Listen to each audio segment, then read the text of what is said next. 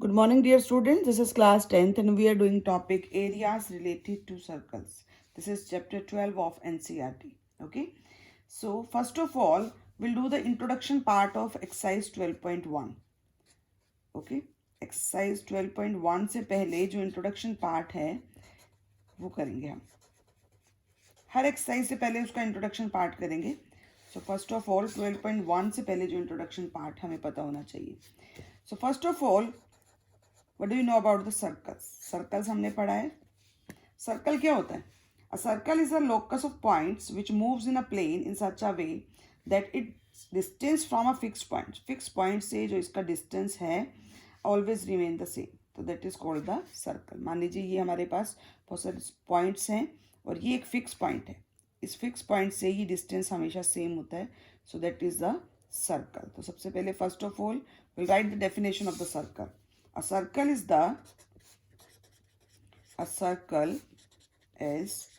the locus of a point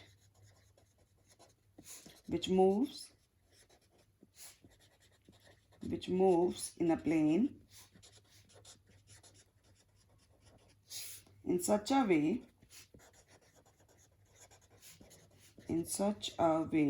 that its distance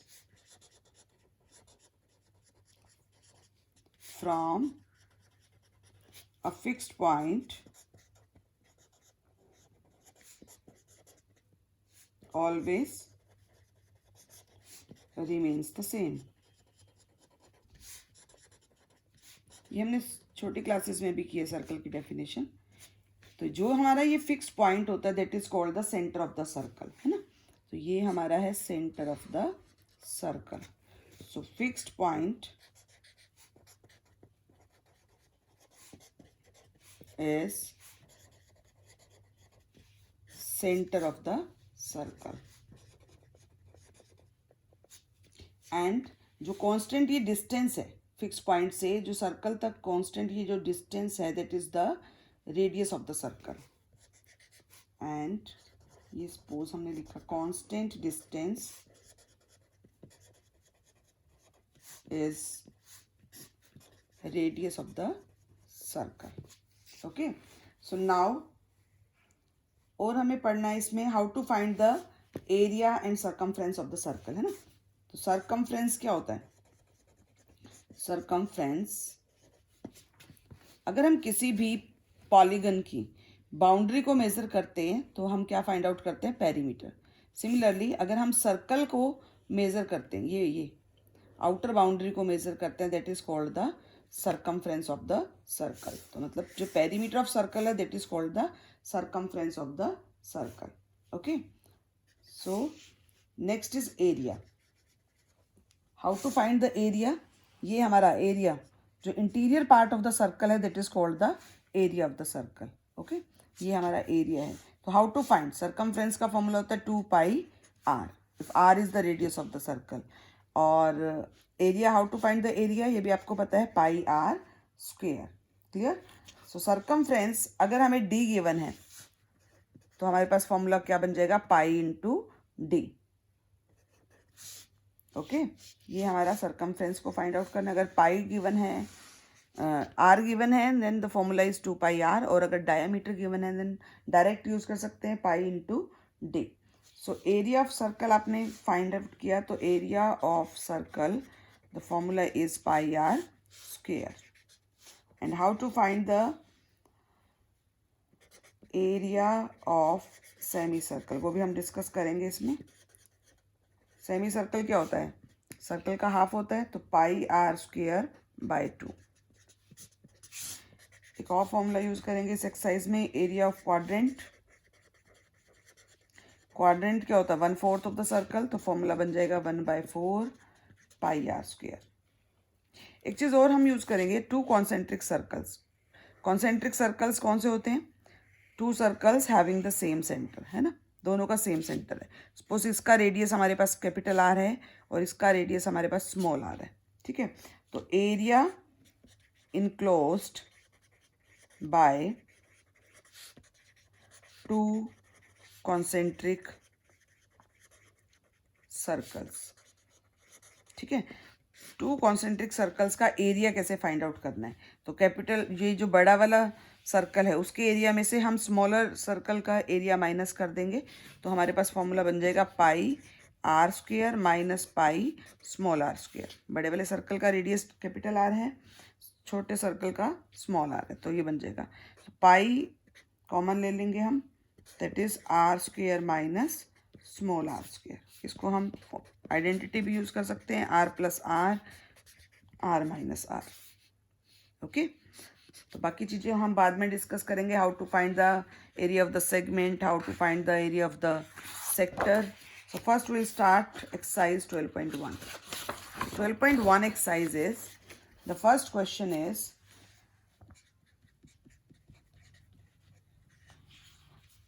question number 1 is, the radii of two circles are, अब हमारे पास दो circles हैं, to circles हैं। The radii of two circles are 19 centimetre and 9 centimetre, मतलब इसका जो है 9 centimetre है, 19 सेंटीमीटर है, और इसका रेडियस हमारे पास 9 सेंटीमीटर, ये हमारा सेंटर होगा, okay. Find the radius of the circle, हमें उस सर्कल का रेडियस बताना है which has the circumference equal to the sum of the circumference of the two circles. इन दो सर्कल्स के सर्कमफ्रेंस को अगर हमने ऐड किया तो एक बड़े वाला सर्कल बनता है, जिसके सर्कल का हमें रेडियस बताना है। सपोज ये कैपिटल आर ले लिया आपने, ठीक है, तो इसका जो सर्कमफ्रेंस है इन दोनों के सर्कमफ्रेंस के इक्वल हो जाएगा, क्लियर। तो हमारे पास फॉर्मूला क्या बन जाएगा, जो कैप सी है दैट इज, इसको ले लेते हैं R1, इसको ले लेते हैं R2। तो suppose R1 is 19 centimetre and R2 is 9 centimetre. So circumference, ये जो सर्कमफ्रेंस है इसको ले लो, इसका सर्कमफ्रेंस हम C1 फाइंड आउट कर देंगे C2, तो C1 प्लस C2 हमें फाइंड आउट करना है, तो हमारे पास बड़े वाले सर्कल का सर्कमफ्रेंस आ जाएगा, जहाँ से हमें कैपिटल R फाइंड आउट करना है, ठीक है। तो 2 pi capital R is equal to, इसका बनेगा 2 pi R1 plus 2 pi R2, okay. So 2 pi capital R is equal to 2 pi, इसका कॉमन ले लिया R1 प्लस R2, इस 2 पाई से 2 पाई कैंसिल कर देते हैं, capital R is equal to, ये जगह 19 plus 9, so R is equal to 28 centimeter. So radius of new circle is 28 centimeter. Clear? This is question number 1. Now we'll discuss about question number 2. Question number 2 is radii of two circles. Again two circles are given.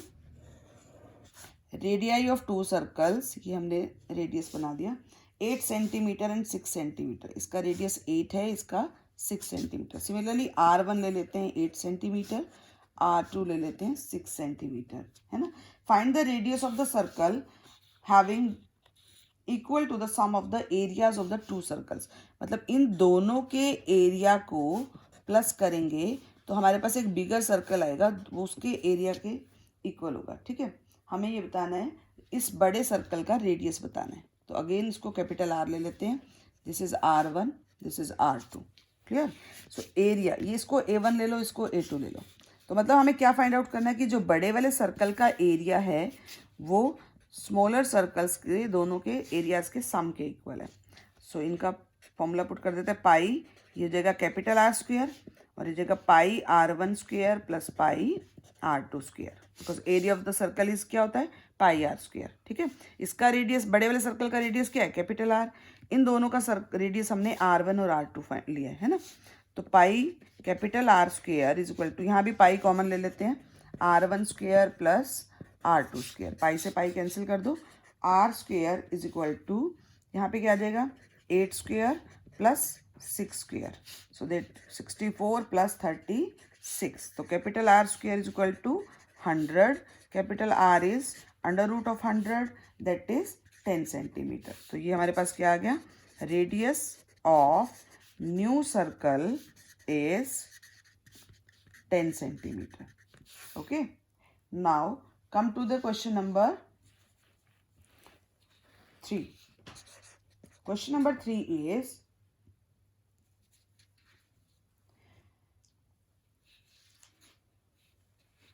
This is the figure given. ये अंदर gold है, then red है, then blue,